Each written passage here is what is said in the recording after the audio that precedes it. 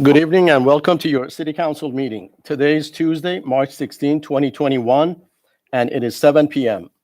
Regular council meetings are held on the first and third Tuesday of each month in the council chambers at City Hall. Regular meetings are aired live on Cox Cable Channel 853, AT&T Uverse Channel 99, and on the city's YouTube channel.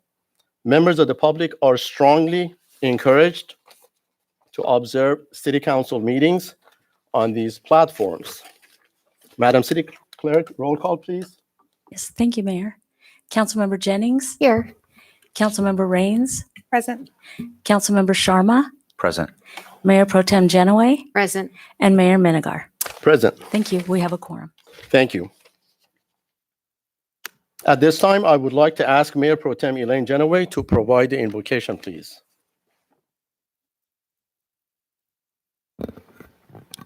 Okay, please join me in your own faith tradition. Lord, we come before you this evening with humble and sincere hearts, as together we ask for your grace to guide our decision-making. Show us the direction you would have us take. Give us clarity of minds and hearts so we can see your spirit at work in our midst. Bring a sense of peace and quiet to each of us so we can listen to the still voice within ourselves that is you, as we work together for the benefit of the people of our city. In all that we do, let us remember that we are doing it for the people who have chosen our city to live in, raise families, and enjoy many of life's phases. Thank you for the gift of remarkable people that you have brought to our city. We are truly blessed with many community volunteers who grace our lives with their ingenuity, endeavors, and talent. Tonight, we are especially thankful to you, Lord, for bringing Dennis and Donna Mulvaney to Laguna Niguel in 1972. Our community and generations of Laguna Niguel residents have been blessed by their good works. As we mourn the passing of Dennis Mulvaney, who was the creator of the Trail to Eagle and mentored many Eagle Scouts, we will reflect on the words of On Eagle's Wings. And he will raise you up on eagle's wings, bear you on the breath of dawn, make you shine like the sun, and hold you in the palm of his hand. Amen. Thank you very much. Now, I would like to ask Councilmember Kelly Jennings to lead us in the Pledge of Allegiance.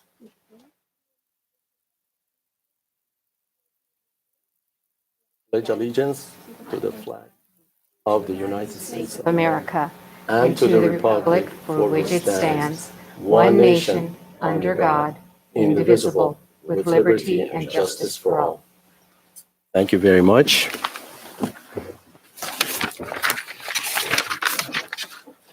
Our first item this evening is the presentation of a resolution honoring Nowruz Persian New Year, which will be celebrated this Saturday, March 20th.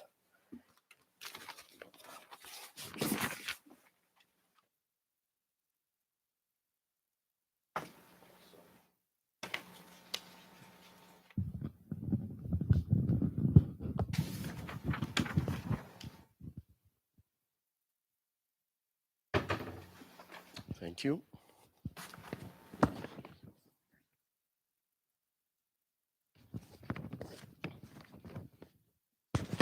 I would like to read this resolution honoring Persian New Year Nowruz. This is a tradition in our city over the past couple of years. Whereas for several thousand years, many people have celebrated the Persian New Year, known as Nowruz, on the first day of spring, when the sun crosses celestial equator in the northern hemisphere, and the length of the day and night are the same. And whereas the commencement of this holiday symbolizes the affirmation of life in harmony with nature, celebrating an awareness of the inseparable link between constructive labor and natural cycles of renewal. And whereas Nowruz continues to be a significant celebration for the Persian community, and in the early years, this holiday was marked by religious activities in the morning with entertainment and feasting later in the day for the light to defeat the darkness. And whereas more recent traditions surrounding this holiday include enjoying nature and the great outdoors, feasting with family members and friends, arranging seasonal displays in the home, and wishing for a brighter future. And whereas the city of Laguna Niguel, in honor of the beautiful history of our Persian community, will mark the coming of spring by celebrating Nowruz, promoting intercultural understanding, and encouraging mutual respect and universal acceptance of cultural diversity. Now, therefore, be it resolved that the Laguna Niguel City Council honors and signifies March 20, 2021 as the beginning of Nowruz, and encourages Laguna Niguel residents to share and enjoy the traditions, values, and beliefs that surround this holiday with their family members and friends. At this juncture, I would like to ask Dr. Nikon Katibi, a longtime Laguna Niguel resident and community leader, to come forward for some remarks. Dr. Katibi is the CEO of Ahura Healthcare. He was appointed by President Trump to the National Cancer Advisory Board, and he's the former vice chair of Cal Optima. With that, Dr. Katibi, the floor is yours. Thank you, Mr. Mayor, and thank you so very much, members of the City Council. On behalf of the Southern California Persian community, we want to express our sincere appreciation and for your kind gesture this evening, Mr. Mayor and members of the Council. As you know, Nowruz has been celebrated for thousands of years throughout Central Asia and has spread from various population diasporas throughout the world. And it really is just a symbolization of rebirth, new beginnings, new hope. And Lord, let me tell you, after a crazy COVID year, we need this new year more than ever. Again, Mr. Mayor, thank you for your leadership. You are a gem for our community and members of the City Council. We wish you all happiness, health, and good fortune for the new years. Thank you so very much again. Thank you. And the first resolution is going to go to NEPOC, and we have the president of NEPOC that I see sitting there.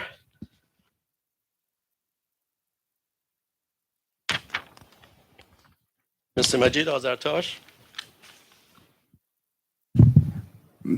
This is just for your organization on behalf of the city of Laguna Niguel. We'd like to have a picture taken.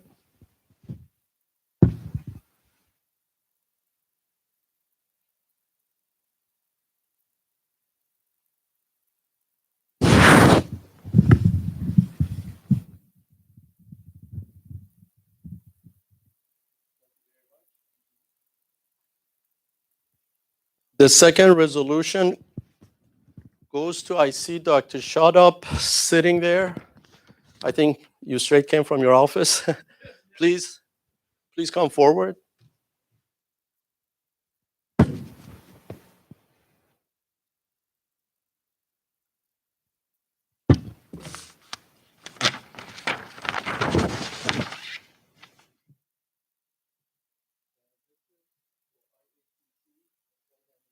Every year we have a huge celebration.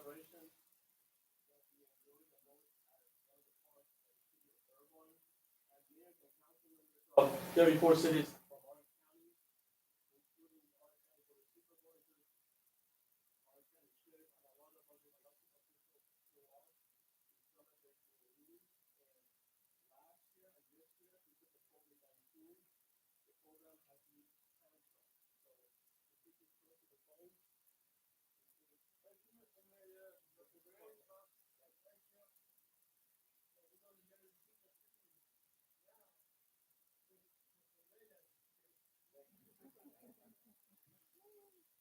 Along with my dynamic city council members and the past council members and mayors, and the future mayors and council members.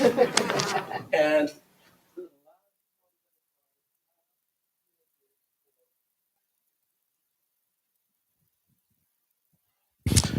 do we have the president of IACC here? I don't see the lady here. Then we're gonna pass it later.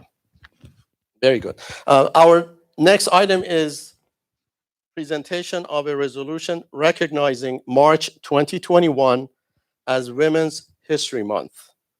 Women's History Month is an annual declared month that highlights contributions of women to events in history and contemporary society.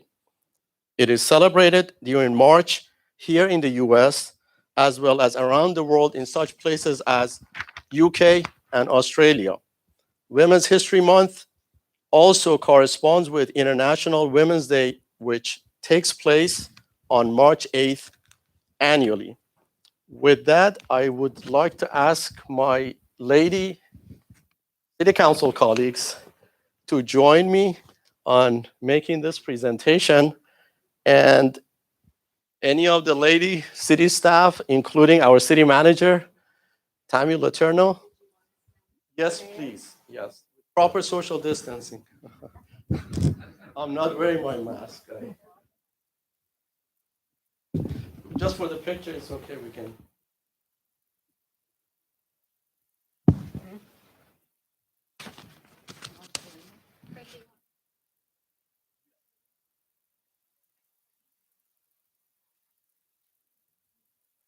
I have it.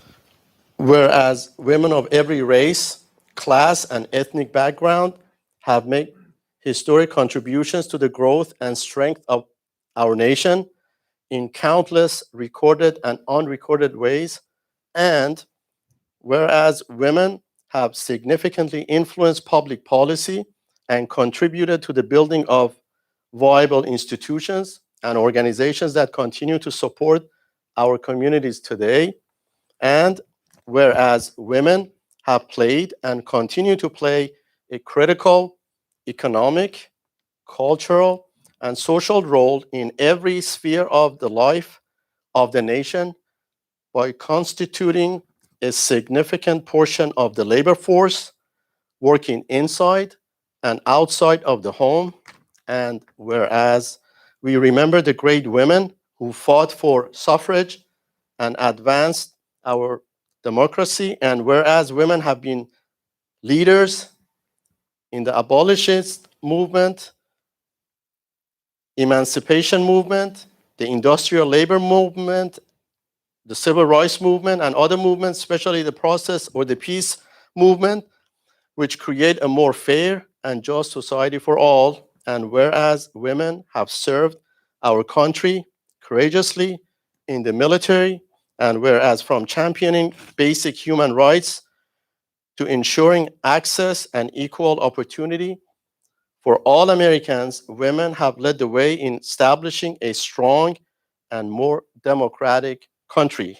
Now, therefore, be it resolved that the City of Laguna Niguel City Council does hereby proclaim March 2021 as Women's History Month and expresses our gratitude for all women who continue to strengthen our families, communities, and workforce, and encourage the Laguna Niguel community to celebrate all of the impactful women in their life. With that, I wanted to pass the mic to Mayor Pro Tem Elaine Genoway. Any remarks?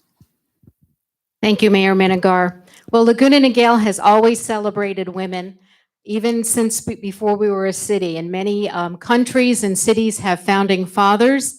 Laguna Niguel has a founding mother. So Pat Bates was our founding mayor. She did a lot for us to become a city. But women have always played a very important role in the leadership roles in Laguna Niguel. If you look at our city staff, we have many senior members of our management are women, and we value all of their contributions. And if you take a look at your city council, it is a majority of women. So women have been celebrated in Laguna Niguel, and we look forward to raising young girls in our community and our daughters and our neighbors and our community members to excel in whatever field they choose, and it doesn't matter what gender they are. So thank you, Laguna Niguel, for being so supportive of women. That's my fan club back there. Thank you, Al.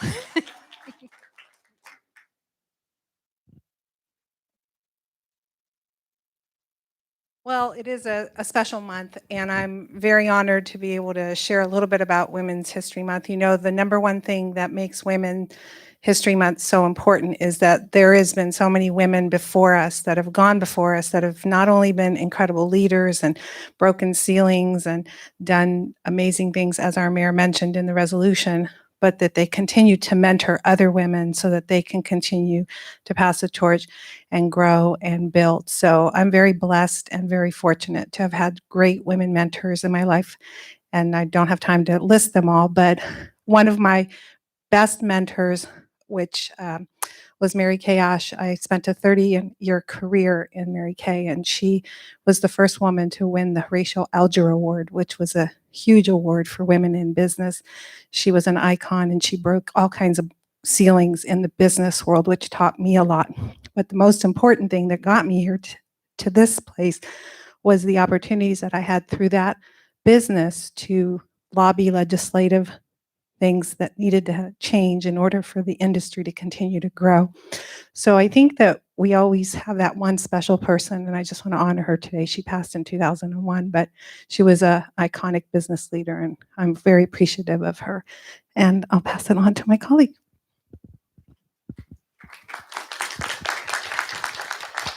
And I just want to honor all the women leaders before us. And I just appreciate having the opportunity to be able to serve, because I know that still doesn't happen throughout the world. So I am honored and humbled. And I love that we have women leadership in the city, and they do a fantastic job. Everybody does. So thank you to our leaders. Thank you, our Mayor Pro Tem, for all you have done too for this wonderful city. And to Councilmember Raines, thank you. So it's an honor to be here, and thank you very much.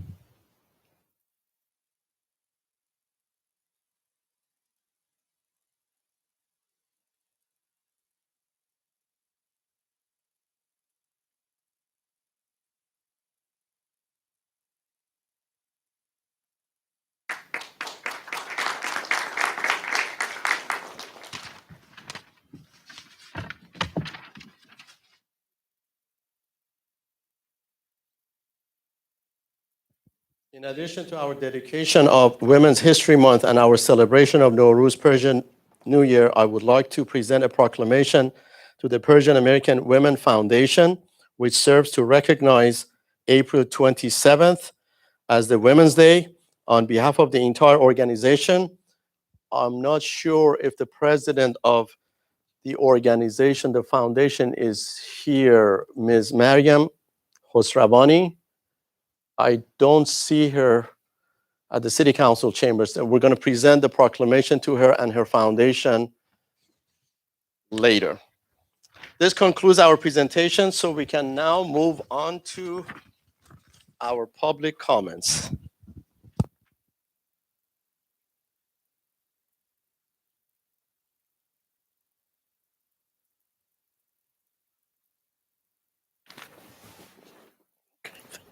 Madam City Clerk, do we have any public comments? No, Mayor, just the one that I previously provided to you. Mr. Richard Belliston.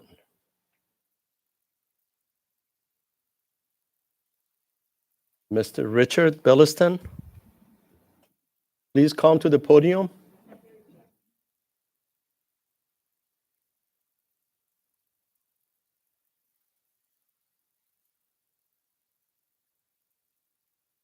Welcome to your City Council chambers. I've been here several different times for Welcome back. various and sundry reasons. I'm Richard Belliston. I live in Ocean Ranch, and I'm president of the Ocean Ranch Homeowners Association, and I've been here for issues related there too. So I'd like to make 2 or 3 different comments. I'd like to particularly commend the city of Laguna Niguel for its great efforts to keep our city graffiti clean. I've had an opportunity to go to many beautiful, beautiful cities in the world. Rarely do I ever see a city that doesn't have a fair amount of graffiti in it. And I know that we have a program in Laguna Niguel where when graffiti shows up, the city gets right on it like the next day and gets it removed. And that helps keep our city looking like it does. And I particularly appreciate that. I use the trails over at Chaparosa Park quite frequently, like nearly every day. And there was an incident happened maybe a week and a half ago where some graffiti was sprayed on the wall and a few other things, and they were gone the next day. And I think that's very important to helping to keep our city clean like that. So I do want to thank the city for the great efforts that it makes there.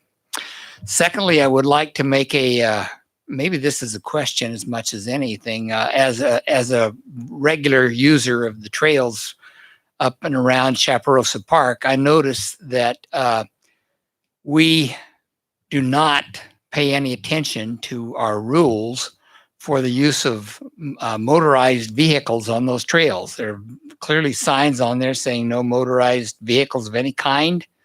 And since motorized bicycles became very popular after Christmas this year, there now are, I don't know if I'd say hundreds, but there are a lot of motorized bicycles, and you don't necessarily always hear them coming, and some of them zoom right by you and scare the living jeepers out of you.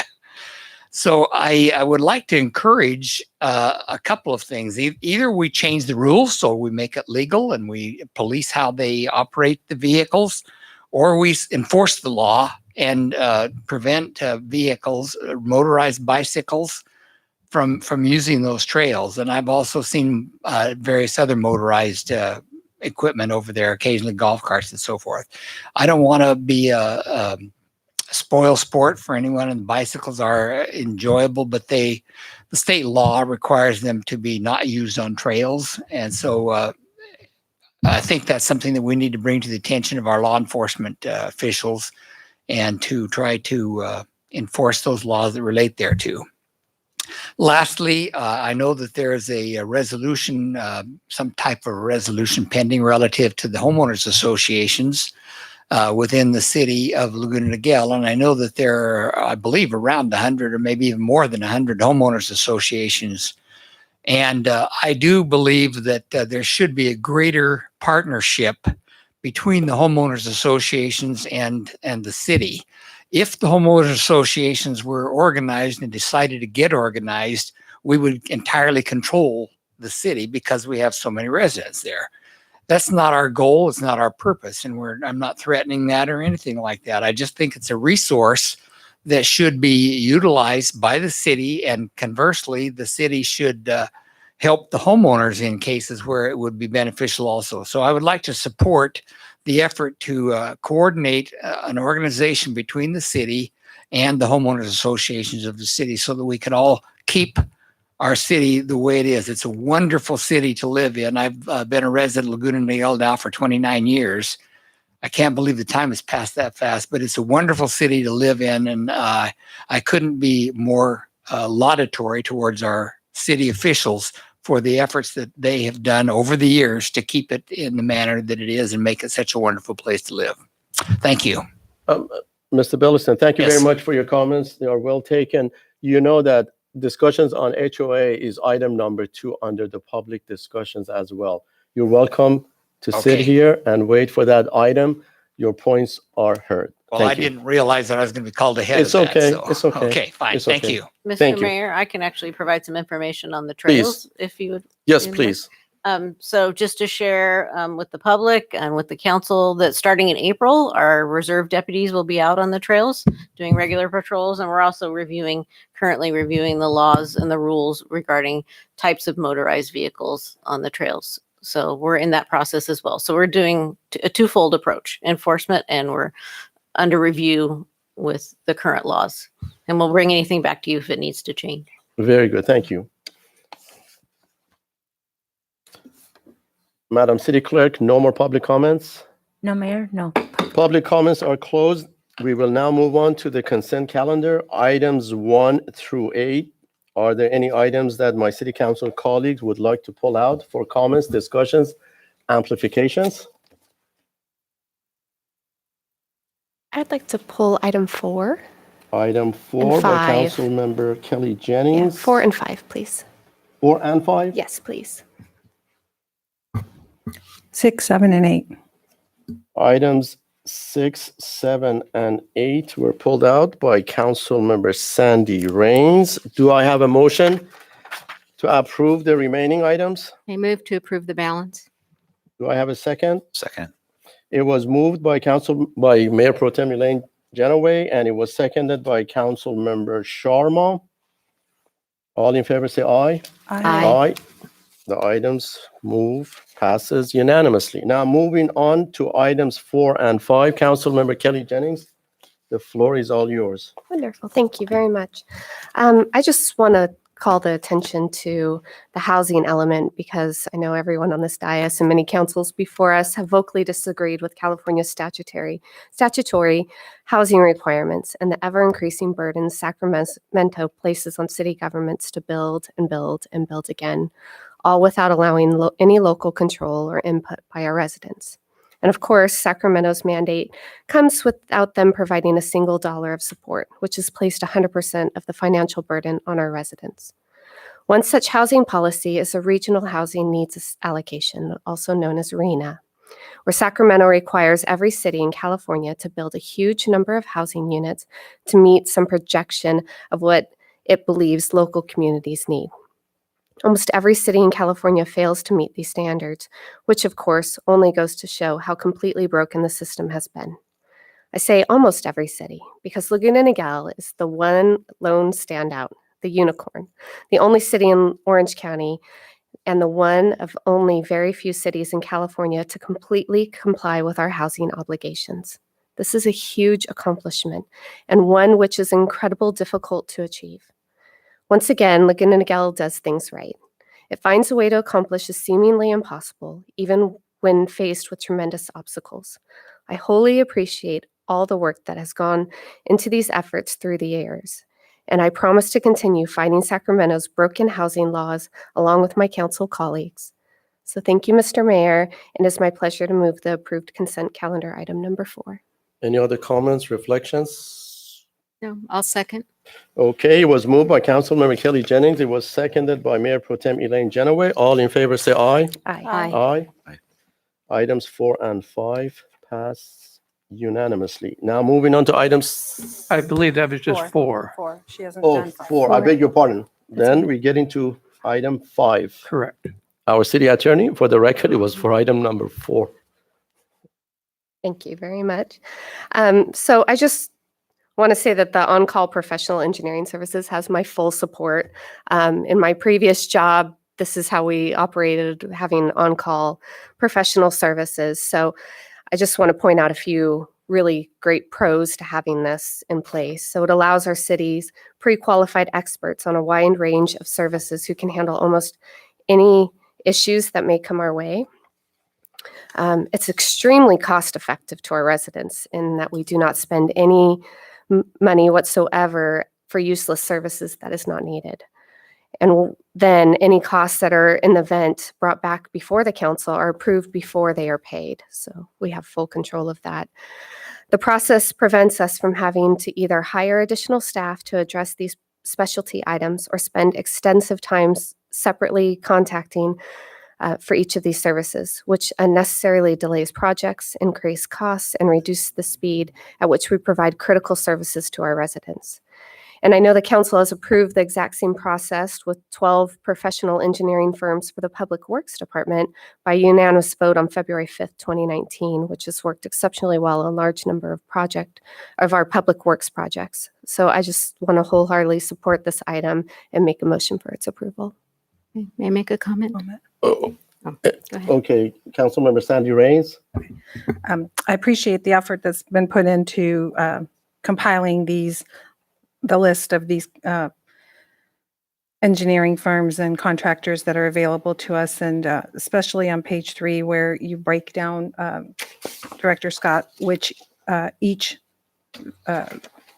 contractor and what their specialty is. So this is good information for us to have moving forward, and I'll reserve my other comments for the next items. Thank you. Mayor Pro Tem Elaine Genoway. Thank you, Mayor Minigar. Yes, I appreciate Public Works bringing this forward. This is not the first time we have done this.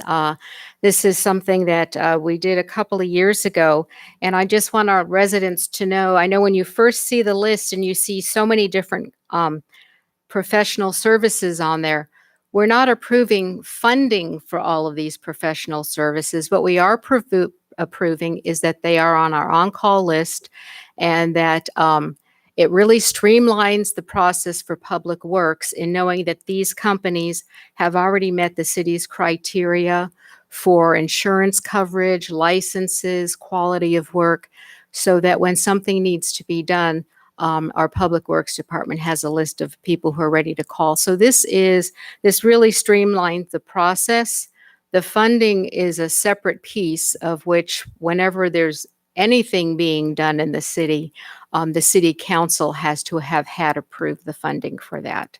So I just want people to know, when you see the number of companies on here, it's just that these are qualified and they are going to be on the on-call list for our Public Works Department. Thank you, Mayor. Any other comments? On this item, I've had long discussions with our city manager, Tammy Letourneau, as well as our Public Works Director, Jackie Scott, and we've basically brainstormed it, and at the end, I'm pleased with the final outcome. As Mayor Pro Tem Elaine Genoway mentioned, that this is only a list for on-call consultants. By no means it would obligate the city of Laguna Niguel as a municipal corporation in the state of California to grant them, to give them, to award them any contracts.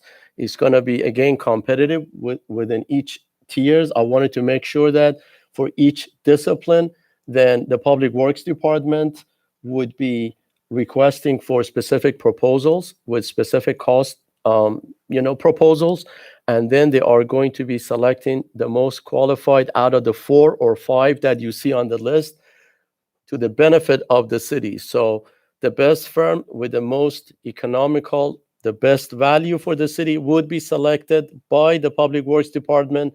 And I presume that each and every time, as usual, is going to come back to the dais, to this city council, for all of us to approve or disapprove any of those contracts. With that, I'd like to make a motion to move item 5. Okay, Councilmember Kelly Jennings would love to take the lead to move it, and I second your motion. So it was moved by Councilmember Kelly Jennings. It was seconded by yours truly. And all in favor say aye. Aye. Okay, item number 5 passes unanimously. Now we're getting to items 6, 7, and 8. Would you like to tackle them at the same time or one by one? Yeah, I want to speak specifically on 6 first, because I have some things that I wanted to talk about specific to this, and then I'll tackle the other 2 all together with 6. But the first one was that I'm pleased to see that we are looking at the traffic signals in our city. And I know that this is a long process of having to get actual approval and paperwork that has to go into asking to add new signal lights, because that's just not something that we can do as a city. So I appreciate the work that's been put into this.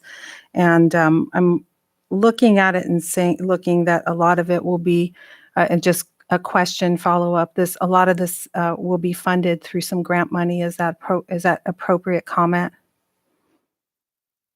Director Scott? Yes, Councilmember Rains, there is a significant grant that the city was successful in obtaining for this work. I believe that the grant totals over $50,000, and the balance will be funded through the operations budget in the Public Works Department.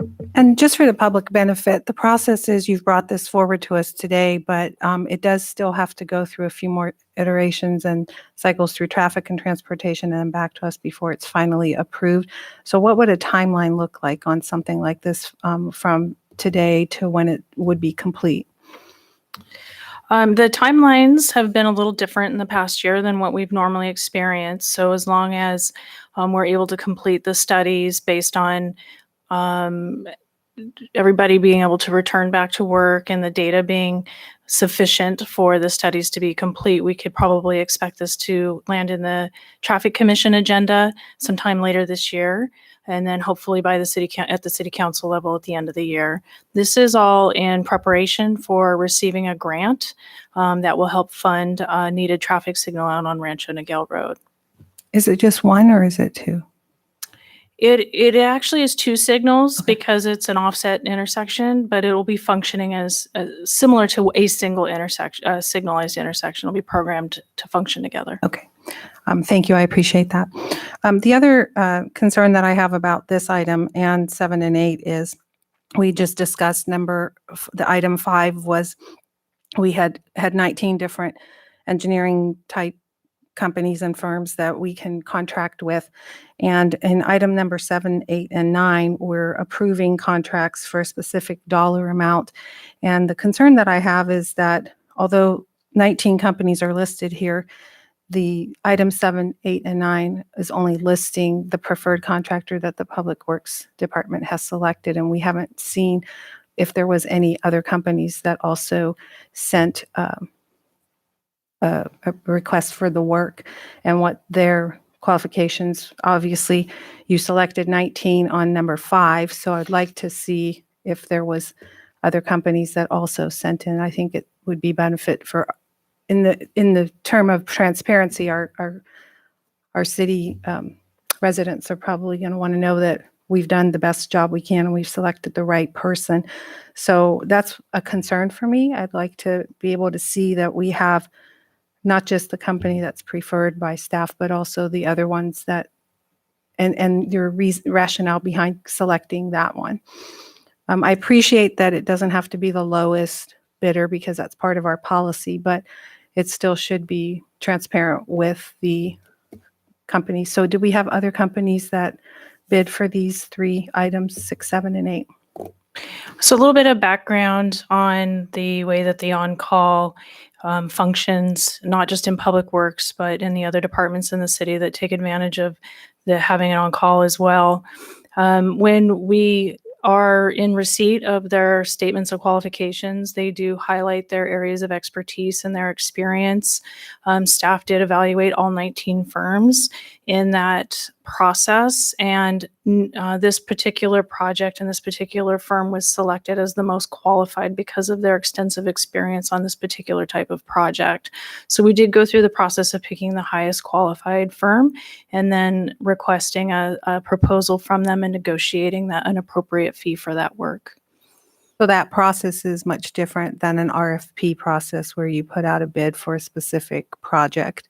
And you're saying that that is the case because you've already pre-qualified these 19 contractors. Is that accurate statement? You're precisely right. So the time savings and the cost savings that we're able to achieve through using an on-call is because we evaluated all 19 firms ahead of time, understand their areas of expertise and specialty that will allow them to allow the staff to target the right firm for the right project.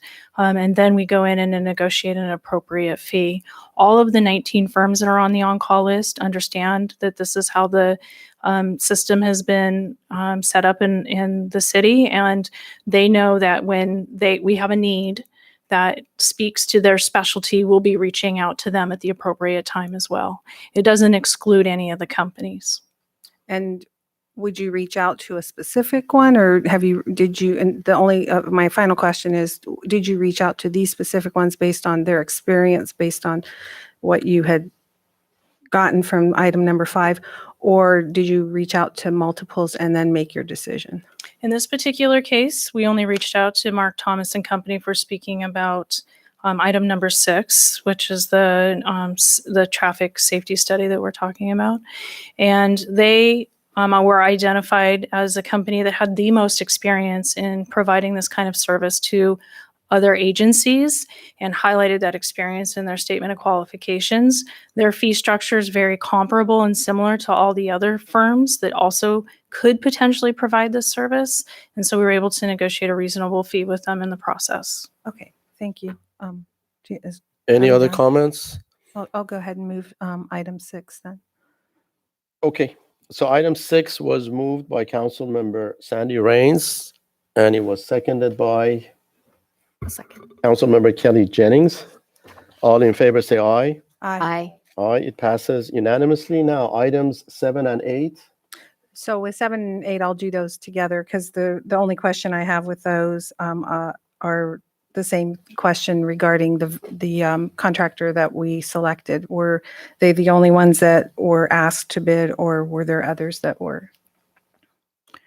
So for each of the projects that we identify that could be successfully completed with an on-call, we do evaluate the statements of qualifications that are submitted, and we select the most highly qualified company for that particular project, and then we solicit a proposal, negotiate the fee, and enter into the agreement, either coming back to the city council or the other mechanisms provided in the purchasing policy as well. We do communicate regularly with all of our on-call firms. We let them know what our CIP is and our project lists. We let them know what studies we have coming up, what's been approved in the budget. And if there's an interest that they have, we regularly communicate with them the workload for the year, and they can tell us ahead of time if they have a particular interest or not. And we will engage with them if they're the qualified firm to provide that service. So back to my question, was there more than one firm, or were they just these two firms were the ones that you selected for items 7 and 8? We selected these firms for items 7 and 8. Okay, thank you. I'll move the item. If I may. Please, just Councilmember Sharma. Thank you, Mr. Mayor. Point of clarification. The basis of negotiation for the fee is negotiating against the bid that they put forward as a singular firm, or is it against some other foundational number, such as bids from other entities? Well, we first evaluate their proposal, and they'll have a list of associates and different types of professionals who can provide the service to the city. We'll evaluate their resumes to make sure they hold the proper qualifications and experience. We evaluate their hourly rates to make sure that they are within the reasonable range for the types of services that they're proposing. And then we look at their entire approach to completing the project and line it up with what we believe the work effort should be. If we feel like there's something not quite in the way that we know it could be done, we start discussing and negotiating with them to get those fees aligned in the right way for the project completion.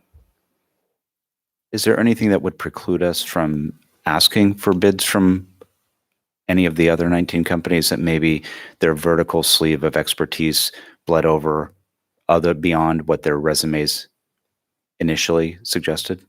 So from time to time, I have negotiated with a firm, found that their approach wasn't quite meeting the needs of the organization and what the ultimate outcome of the project was. And I've moved on to another company, solicited their proposals, evaluated their approach, their team, and negotiated a new fee. It does occur from time to time if the match isn't appropriate. I think I'd like to see a broader spectrum of understanding relative to bids that are coming in. If we're spending $85,000 as a community on any one particular project or any dollar amount, we need to have a foundational understanding of where that bid is coming relative to competitive bids. And Councilmember Sharma, I appreciate your question. So for the professional services, it is a different process than when we go through a capital improvement bid for like a road rehab, where it is advertised in the trade journals and in the newspaper, and anybody with a appropriate license can bid on the project, and we're required by law to award to a lowest bidder. The professional services state law is a little bit different, and it only allows us to consider cost and does not require or allow the city to award a contract based on cost. So the qualifications is the first premise of our evaluation, and then we go into the negotiations once we've determined they're the appropriately qualified company. If I may elaborate on your question, Councilmember Sharma, there are two types of projects. One type is under RFP, which is request for proposals, and typically that's for professional services. It could be legal services, it could be accounting services, it could be engineering services. For those RFPs, based on the laws of the US, then Public Works Department or Community Development Department would be selecting the most qualified firm or team composed of a bunch of other companies. as sub-consultants. So for the RFPs, they are going to be sitting down with the city staff to negotiate the price because they are going to be selected based on their qualifications, not based on their pricing.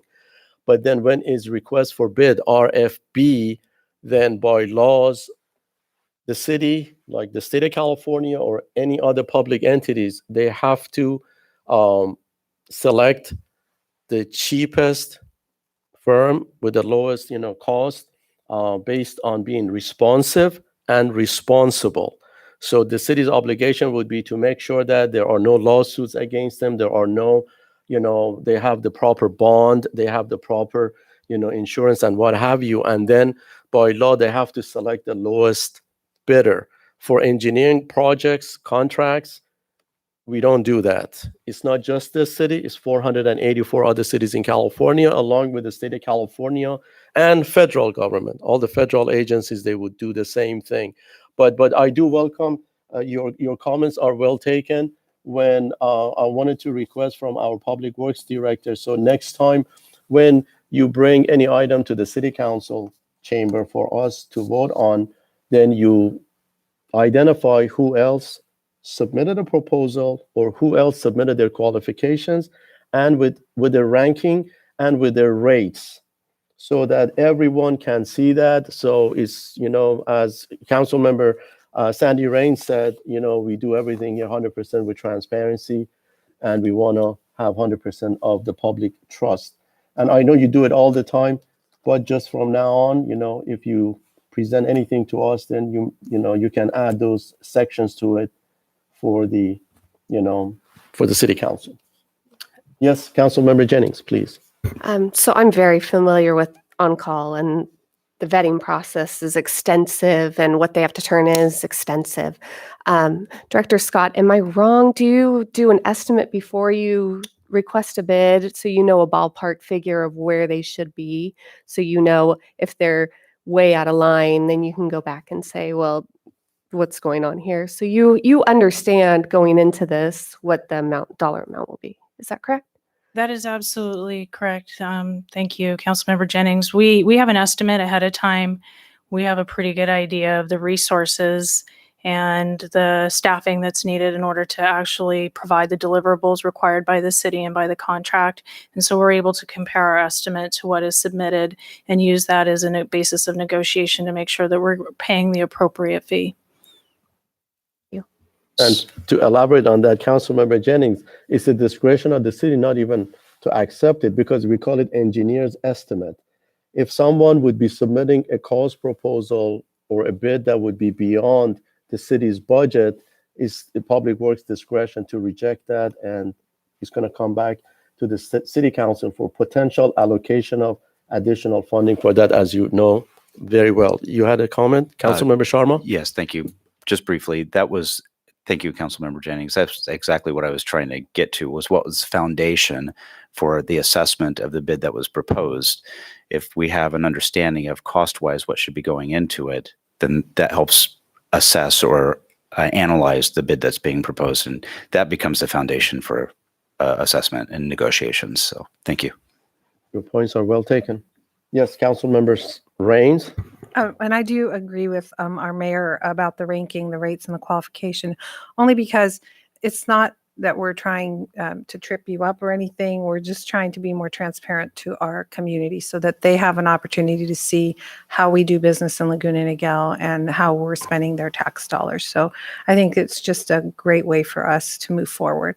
And I appreciate all the hard work that you put into preparing these and doing the negotiating that you do to keep us within budget. So if Very I'll good. move the item again. Would you like to move them? 7 and 8 at the same time. Very good. It was moved by Councilmember Sandy Raines. It was seconded by I'll second. Councilmember Sharma. All in favor say aye. Aye. Aye. It passes unanimously.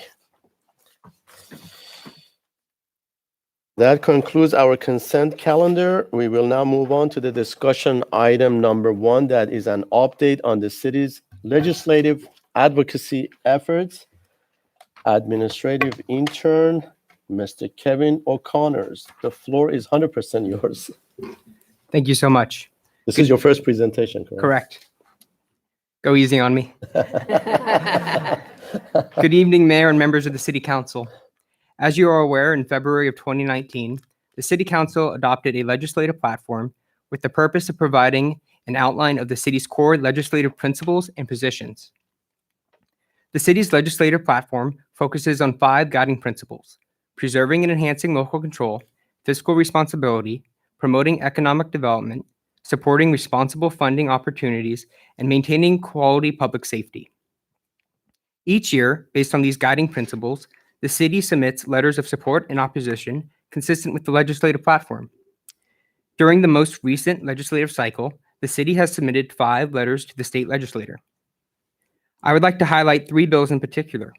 The first, Assembly Bill 259, which is titled Tax Credit for Restaurants, provides a 50% alcohol license tax credit to businesses to provide relief caused by the COVID-19 pandemic.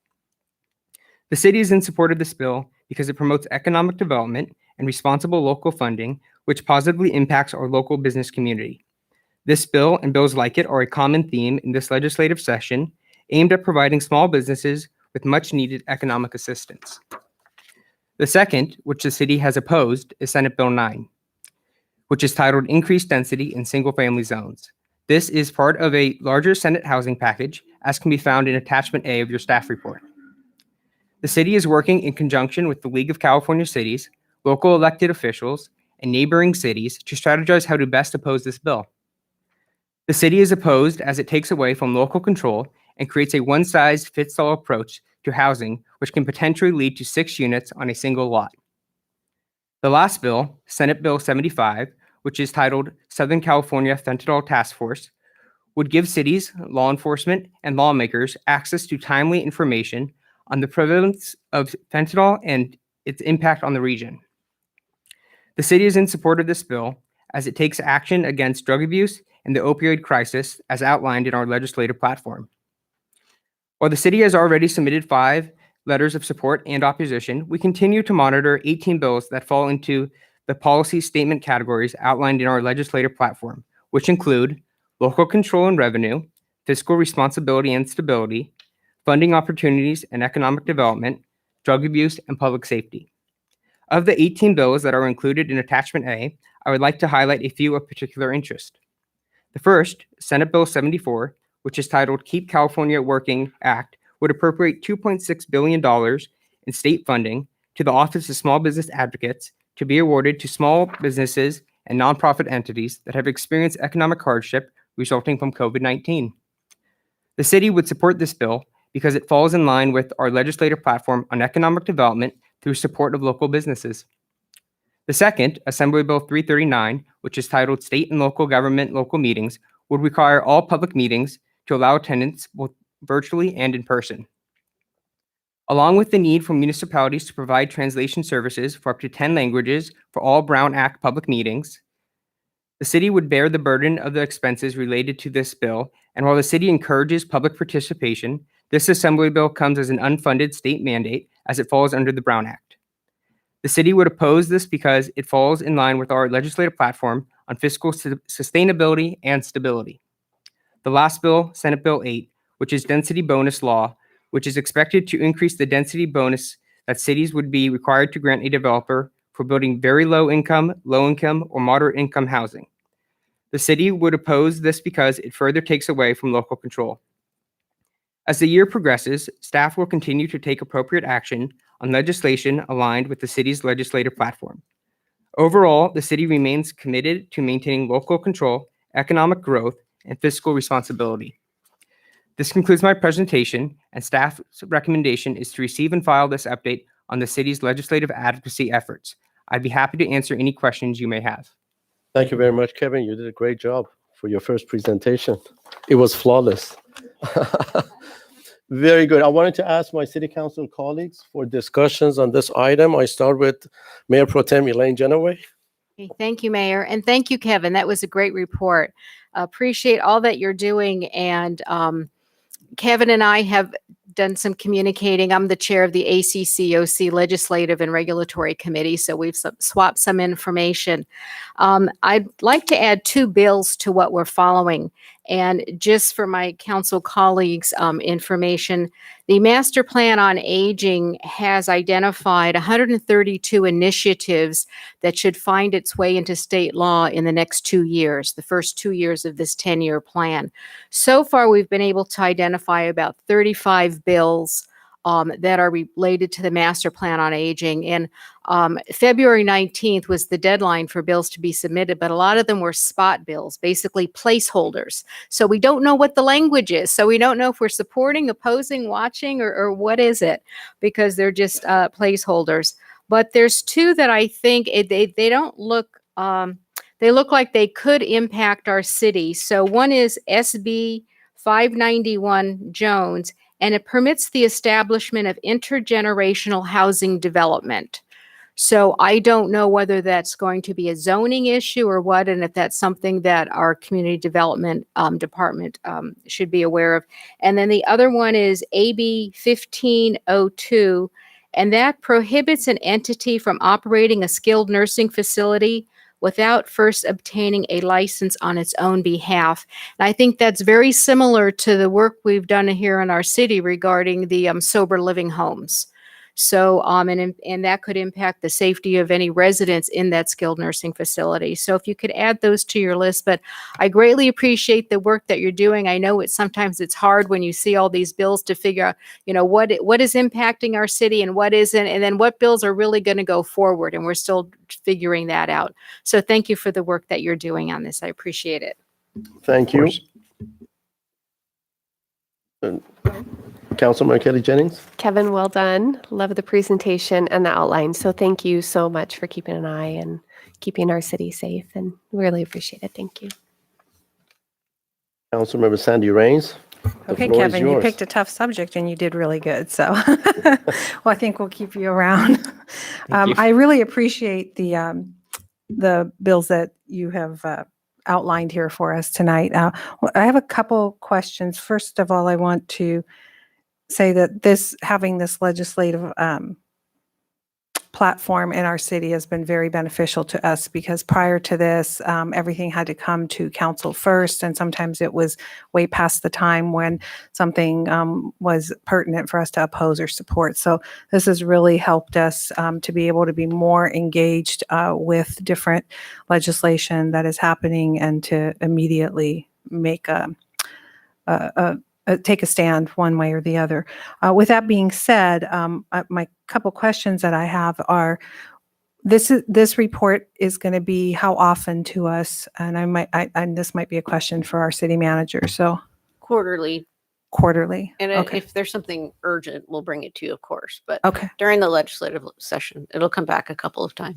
That'd be great. The other thing that I wondered is for our residents, because a lot of times our residents maybe aren't as aware as we are, because we're doing this all the time.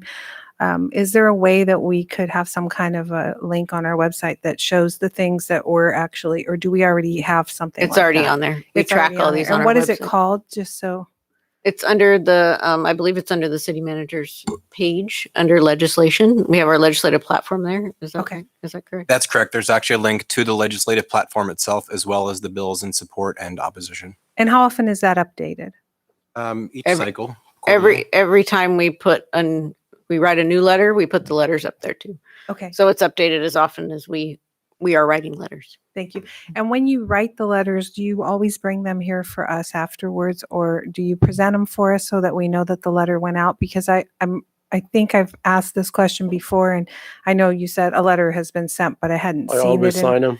Yeah, so the mayor signs them, but I'm rev- just wondering if the rest of Mayor us. reviews them, and we've been putting them in the city manager's reports to Okay. let you know. Okay. So we'll make sure we continue to do that. Okay, that's perfect. The city And- has done an outstanding job on that. Yeah. Councilmember Sharma. Thank you, Mr. Mayor. I actually don't have a hammer to bring down on you, Kevin. You did a great job tonight. Thank you. Thank you. You are testing my eyesight, my aging eyes here with the small print. So, but joking aside, I think having a conversation like this gives us an opportunity to reinforce our standards and our morality as a city. A lot of the times, having the opportunity to discuss openly and find out what's coming down from Sacramento, what's being presented to us to address as a community, also gives our community an opportunity to be aware as to. So I want to thank you for putting this together, and I look forward to future reports. Thank you. Before we move on with the vote on this one, I wanted to just make a couple of quick comments and reflections. I'm very happy with what I see, and the city staff, starting with the city manager, Tammy Letourneau, assistant city manager, Justin Martin, and last but certainly not least, Kevin O'Connor, all have done a superb job on this. The reason that in 1989 we became an independent city was for a couple of reasons, but the number one reason was to have local control. And I wholeheartedly, I reviewed all of them. I printed it on 11 by 17, Councilmember Sharma, just to make sure that I can read all the fine prints. And I, for one, wholeheartedly agree, concur with the position that our beautiful city is taking. And with that, I wanted to have the votes of my city council colleagues. So can I have a motion to approve? It's for file, basically, for receive and file. I'll make a motion that we file. Do I have a second? A second. It was Second. moved by Council Member Sandy Rains, and it was seconded by Mayor Pro Tem Elaine Genoway. All in favor, say aye. Aye. Aye. Aye. It passes unanimously. Now, moving on to the last item for tonight, which is item number 2, formation of a homeowners association HOA working group. With that, is our city manager making the, Deputy. or Superintendent. Deputy City Manager Justin Martin? The floor is yours. Thank you, Mayor. Good evening, Mayor, members of the City Council. The item before you is related to the potential formation of a city-initiated homeowners association working group, which is a follow-up item from previous direction given to staff by the City Council. Being a master planned community, the city is comprised of approximately 130 homeowners associations, 128 to be exact. The city maintains the management contact information for the varying HOAs and periodically sends out city updates and specific information pertinent to these groups. In addition to these types of updates, during the past year, the city also provided information related to state, county, and federal health orders, as well as more specific information related to items such as swimming pool rules and regulations, and the allowable use of common areas and park spaces during the varying tiers of the state's reopening blueprint. The city also communicated information regarding parking, towing, and landscaping concerns that were vastly shared from residents throughout the city, many of which reside in an HOA community during the first several months of the pandemic, during the most restrictive stay-at-home orders.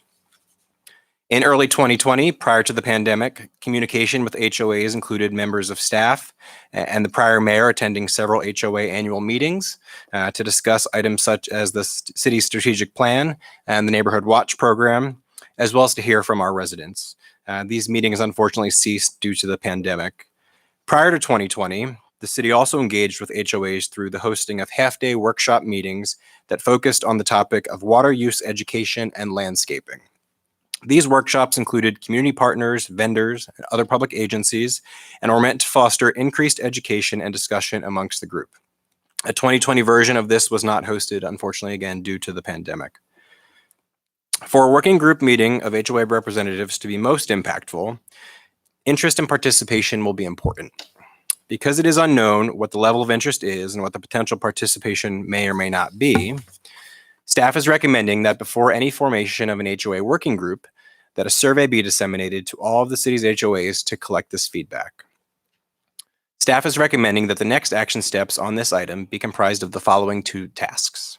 Task 1 will survey the HOAs in Laguna Niguel regarding their overall interest level in participating in opportunities for engagement with the city, such as in educational workshop seminars, group discussions, or communication via newsletter. It will also touch on how often engagement may be preferred, as well as potential topics of interest and any concerns from the HOA representatives. This type of feedback solicitation via model has been successful for the city previously as it has engaged with commercial shopping center stakeholders in a similar fashion. Engagement such as this resulted in the ability to communicate back and forth in an efficient manner with shopping center stakeholders and city staff members, particularly in the community development department. Task 2 will include staff returning to the City Council with the compilation of the survey results and options for potential HOA engagement in the future based upon these results. In a proactive measure, staff has prepared a draft survey that can be found as Attachment A to your staff report. The process to garner feedback from the HOAs will include both a hard copy mailed survey as well as an electronic survey option, and the survey can also be placed on the city's website. If the City Council is supportive of the two-step approach that has been discussed, staff will build and finalize the survey and begin the process to release it to the HOA representatives. Staff believes that the results can be shared with the City Council prior to the end of the fiscal year. As such, staff is seeking direction from the City Council regarding the aforementioned Task 1 and 2 and the draft survey relating to the formation of a homeowners association working group. This concludes my presentation, and I'm happy to answer any questions that the council may have. Thank you very much for your comprehensive presentation. Before we start debating on this item, I wanted to ask our city clerk, Madam Gomez, do we have any public comments on this one? No, Mayor, there are no public comments. Mr. Bilston, you are welcome to make any comments if you would like to. Otherwise, your comments are well taken.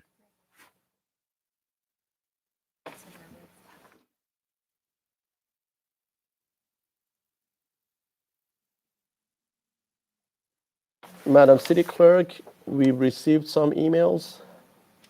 Yes, those are just for your information.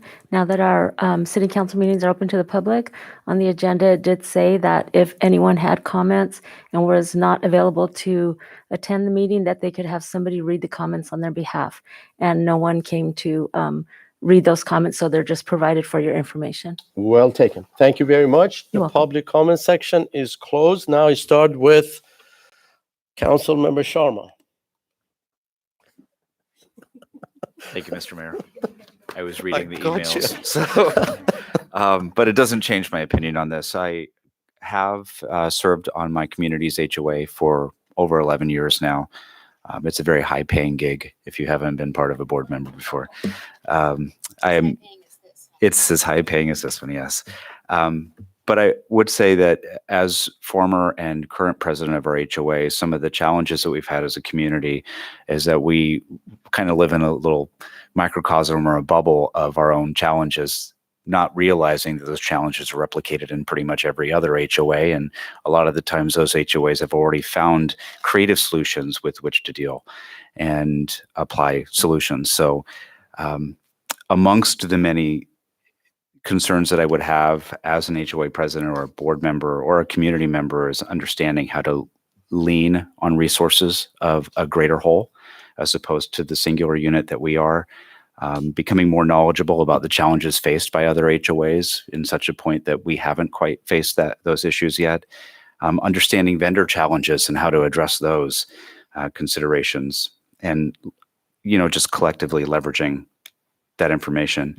Part of our strategic plan is communication and working with the HOAs in our community, which certainly accomplished that mission.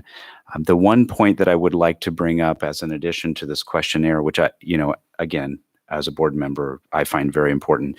I understand that the way you have the questions written here, you have some specific items that you've addressed, such as water quality and landscaping, interactions with the city, and then you have some open-ended questions, what's more like fill in the blank. But what I would like to see and what would really pique my interest would be a question along the lines of, and I can provide this to you at a later time as well too, but what major construction/repair or upkeep related concerns does your community have or have been faced with that you could welcome guidance, help, or direction?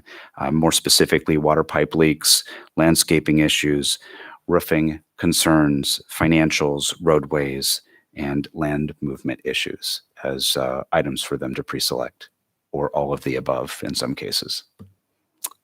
With that, I actually am very much in favor of this, and I would wholly welcome the questionnaire to go out.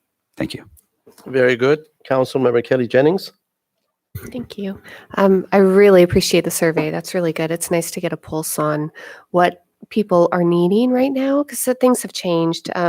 So in my previous life, I used to speak at all the HOAs and give updates. So communication is really important. And for them to know that the city is also a resource for them is really good too, because it changes the board members change. So the constant communication is really excellent. But I really like that you're asking for what their needs are and how we can help them.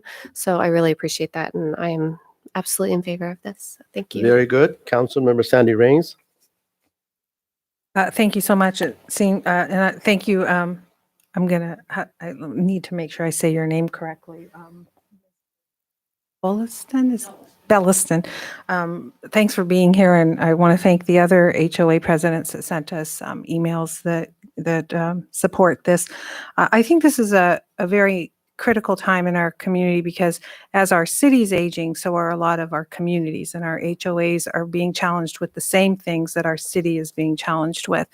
And there's some great questions in the questionnaire, but one of the things I was thinking is that it would be nice for us to understand what their biggest challenges are. Like, what are their biggest challenges that they're dealing with?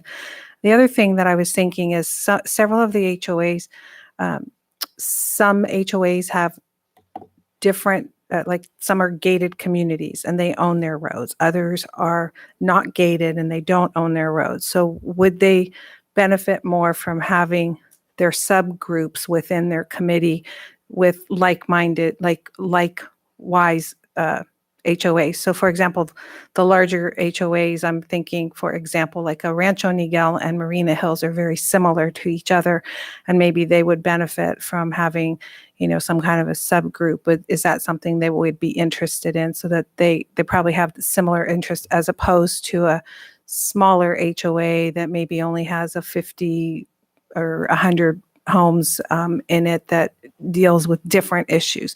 So I think that maybe having some type of question that asks, would you benefit more from being in a subgroup based on the size of your HOA and the needs of your communities, as opposed to just one grand big HOA group? I think it would be less burdensome also to the staff, in the sense that if you have varying needs from different HOAs coming all at the same time and not being able to keep a focus on some kind of a meeting. So it's just a question to ask and find out if that would be beneficial to like break it down to something that was more like-minded.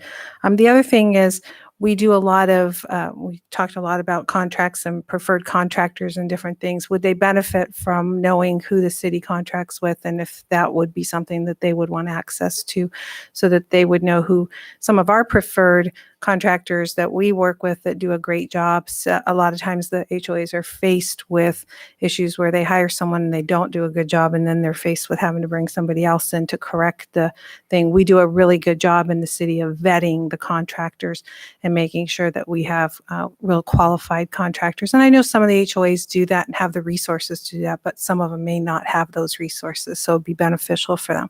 So it would be a couple of the thoughts that I would have. I really welcome this. I know that I've talked to several HOA members and presidents of HOAs who have really felt like our city does a great job and they would like to have a little bit more connection with our city, not take over our city, as Mr. Ballison said, but have more connections so that we can work synergetically together. And then those are my initial thoughts and comments. I'm sure we'll come up with more as I listen to my colleagues. Very good. Thank you very much. Mayor Pro Tem Elaine Genoway. Thank you, Mayor. As we've identified in our strategic plan, communication is very important to the city. And this provides another way of communicating and kind of an avenue for communication. It's a very specialized group, yet it's most of our city. Most of our homes are in HOAs. So I think this would be a great tool. One of my concerns, though, is that HOA board members are volunteers, and if they'd have the time to do this. So I think it's really important for us to be surveying them and actually find out what their needs are and what they anticipate their participation level is. So that leads me to my first question is, when we are talking about an HOA representative, are we talking about a board member or a representative of their management company? Mayor Pro Tem, we would be open to either one of those. We know that sometimes the management company has multiple communities that they are overseeing, whereas a board member is just specific to their own community. Some of them may be retired and have additional hours, so we would make it, that's why we use the word representatives, Okay. to make it more open-ended. Okay, good. And actually, and that's a good point in that there are management companies that represent multiple communities, so that may cut down on the number of people at a meeting. But I think it's important that we proceed with the survey to see what the interest is with the HOAs. And then another idea that I had when I was looking at this is we have an award-winning program in community development, our concierge program. Do we have a concierge for HOAs? Or can we get a concierge for HOAs that there's one point of contact, that when it's an HOA issue, that they are going to that person in community development who kind of, has ownership over that area. And I think it would streamline the communication. Plus, it's one person hearing what the concerns are and saying, oh, this is getting to be an issue. This is something we need to address, because they're hearing from it. So do we have an answer? I'm going back and forth between Director Orduña and City Manager Letourneau. Go ahead. Good evening, Mayor Pro Tem. I think we certainly can do that. I think as part of this effort, community development staff will have involvement and interaction, and we can figure out the best way to approach that with the HOAs. I would envision that we will have certain staff members assigned to this endeavor. And so there would be a primary point of contact for those HOA board members and management company representatives. Okay, thank you. Yeah, I think it would be beneficial for the HOA representatives to know who that specific contact is. Because, and this could be modeled after two successful programs, our shopping center and property owner program, and our award-winning concierge program. Okay, and that is all that I have, Mayor. Thank you. Very good. Thank you very much. I've had long discussions with our city manager and director of community development. So with that said, not to repeat what my colleague said, I agree with what was mentioned here. So who would like to make a motion to approve how it's been presented by the staff, by Deputy City Manager for tasks 1 and 2, with the understanding that the comments that was made by Councilmember Sharma would be created as a 1 or 2 questions. What was presented by Councilmember Sandy Rains to be incorporated, and what my colleague Mayor Pro Tem Elaine Genoway mentioned in reference to having a contact person from the city to take the lead on this, in conjunction with clarification of how HOAs would be responding, or I should say would be representing their entities, either by an elected board member or by a representative from the management team. We have 128 HOAs. I mean, we have Niguel Summit in my area, then we have Palmilla subgroup, and Palmilla subgroup is short-staffed, but Niguel Summit is not. So we have to look into it to see how we can make sure that all 128 HOAs are well represented. So if it's a conditional statement, once you bring back the survey results, once you bring back, we analyze it, we discuss it, then nobody would be left out there without having a representation in that, committee, or I think we call it working group. Working group. Working group. That's the proper title for that. So with that said, yes, Councilmember Sandy Rains. I have a quick question. So I think originally in your presentation, Deputy City Manager Martin, you said that it would be sometime by the end of our fiscal year that we would get the survey back and you'd be able to bring us an updated report. Yes, Councilmember Rains, that's correct. We'd want to leave the survey open for likely at least 30 days. Yeah. We then would compile it and get it onto a city council agenda. The only other request I would have on, based on what some of my other colleagues said, was maybe we could also send a notice of the meeting to everyone who responds back to that so that they're aware that they could be here that night so we could really hear their feedback, because maybe our questionnaire may or may not have something that they have. And so if we could make sure that we invite everyone who responds to the questionnaire to that meeting so we could hear from them, and additionally, any other comments that they might have, that would be great. Otherwise, I'll make a motion that we move forward to do the survey and use task. It was moved by 1 and 2. Councilmember Sandy Rains. I'll second. second. Let's see, who? Oh, it's okay. Our city attorney? I will defer to Councilman Sharma and let him Okay. second. All right. I want to make sure. Okay, it was seconded by Councilmember Sharma. All in favor, say aye. Aye. Aye. It passes unanimously. Well, thank you. That concludes our discussion items. So we will now move on to council reports and city manager report. I just have one quick comment. I want to keep it short to the point. We don't want to go overtime. The city is displaying a traditional no rules table at City Hall, as you can see outside, at the Crown Valley, and also at the Crown Valley Community Center this week, leading up to No Rules on Saturday, March 20th. With that, Councilmember Sharma. Thank you, Mr. Mayor. Congratulations to Ava August, who is working through American Idol trials and made it through first round. I only sing in the shower, so she's clearly much better in public than I am. Also wanted to mention that we had our monthly military support committee meeting. For those of you that are not aware, Laguna Niguel has a very robust and active military support committee that's with appointed members from the community as volunteers. We support 3 different adopted units: the 1st Battalion, 4th Marine Regiment out of Camp Pendleton, USS Stockdale, and the 140th Aviation Regiment. So we rely on community support. Although a lot of our members are appointed, we wholly invite active participation from the community. So if you ever find that you want or need more information or would like to seek more information, please reach out to the city staff. I also want to thank Mayor Pro Tem Genoway for bringing up the passing of Dennis Mulvaney. Over the last several years, I've gotten to know him as a person and as a friend. My condolences and heartfelt warm wishes go out to his family.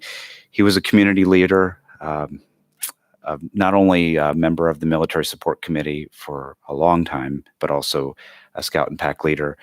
His contributions to the community and the country, his service to the community and country are going to go on for generations. I want to pass my warm wishes on to his family. Thank you.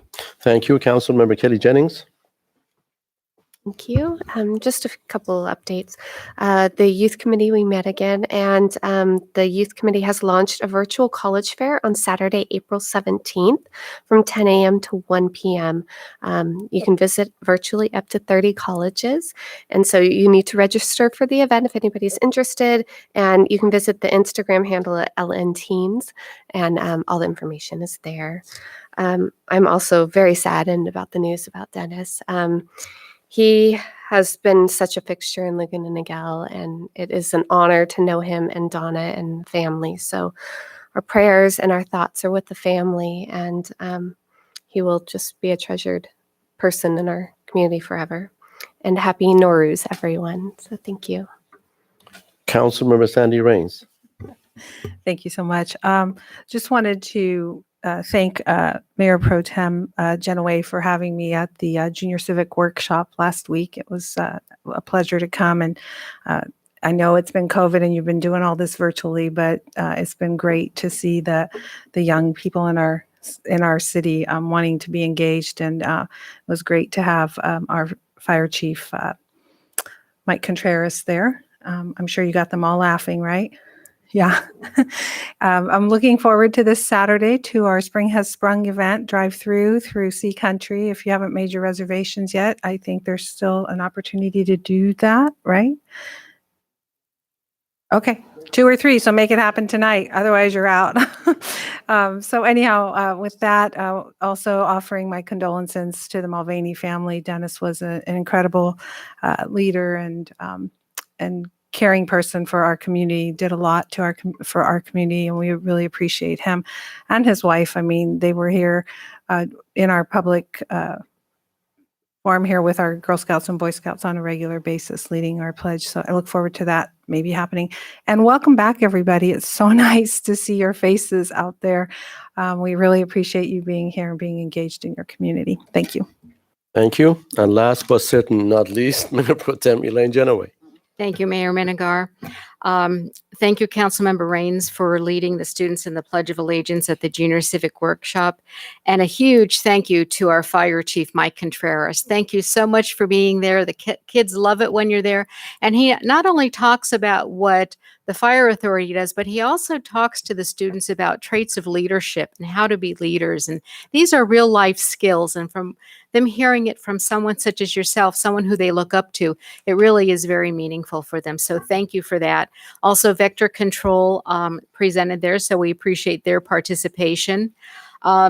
Let's see, last week, Mayor Minigar and I, we had a meeting with staff for the Economic Development and Recovery Ad Hoc Committee, and we've extended the deadline for the survey, which was sent out to our businesses. So please participate in that, because we really do want to hear from you. And what we were kind of joking, but our businesses say they don't need to respond because everything's great, because the city is doing a lot for them. But we do want to hear from our business owners. We also met with Austin, with our retail coach. That is the national firm that we're contracted with, and they work on recruiting retailers to our area, and also working with staff on strategizing to put Laguna Niguel in the optimal position to attract those quality retailers. Friday, I had led the workshop for the Senior Citizens Advisory Council. It's an advisory body to the Board of Supervisors, and this was the culmination of about 2 years' work, where now we take everything and put it together in a package and tie it with a bow and deliver it to the Board of Supervisors and say, these are the needs of Orange County seniors, and this is where you need to be allocating resources. So I appreciate everyone throughout the county who's participated in that. We did one of our American heroes, Dennis Mulvaney. We're saying now that he's soaring with eagles. So it was a great loss to the community, but he was an absolute gem in our community. He and his wife, Donna, have participated in so many ways and have impacted so many people. And I'm not going to go on and on about that, because I will let the mayor do that in behalf of the city at the end of the meeting. But I've been in communication with the family. I do have a message from Donna that she asked me to read tonight to share with all of you, because the family is just, they are so touched by the outpouring of love. So this is from Donna Mulvaney. It says, hello, friends. To let those of you know that have asked, I'm at my daughter's home in Big Bear and I'm doing okay. Fresh snow and comforting hospitality. There was a big snowstorm yesterday and beautiful sunshine today. For those of you that have been asking, all memorial services are in the far distant future at this time when it is safe to get together. For anyone wishing to make a memorial contribution, we have selected the Niguel Botanical Preserve in memory of Dennis Mulvaney. Thank you for all your well wishes, Donna Mulvaney. Thank you, Mayor. Thank you very much for your comments. Before we adjourn the meeting, I just wanted to read this. It is with great sadness that I share with you that our dear friend and community leader, Dennis Mulvaney, passed away this past Sunday, March 14th. Dennis leaves an incredible legacy in Laguna Niguel. Together with his wife and high school sweetheart, Donna, they worked side by side for many years in our community to help develop our youth to become future community leaders through local Boy and Girl Scout troops.